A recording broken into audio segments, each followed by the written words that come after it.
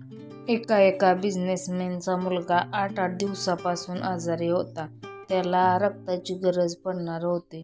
मग तिथल्या हॉस्पिटलच्या डॉक्टरांनी त्याच्या वडिलांना फोन केला. त्यांनी उचलला नाही.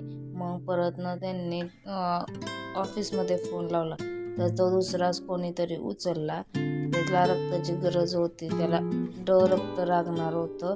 मग त्याच्यावरती त्या एका ऑफिसमधल्या माणसाने त्यांना रक्त आणून दिले. त्याचे वडील आल्यानंतर ते खूप खुश झाले.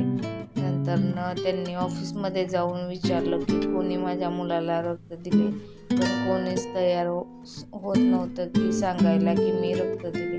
त्यावरती पहिल्या माणसाला विचारले, तर तो पहिला माणूस म्हटला, माझा रक्तगट ए आहे, मी देऊ शकत नाही, कारण तर रक्तगट लागते. दुसरा माणूस म्हटला, माझं बी रक्तगट आहे, मी देऊ शकत नाही.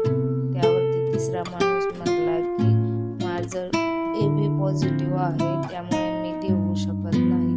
तर चौथा माणूस म्हटला की माझ्याकडे रक्त देण्यासारखं काहीच नाही आहे, त्यामुळे मी देऊ शकत नाही.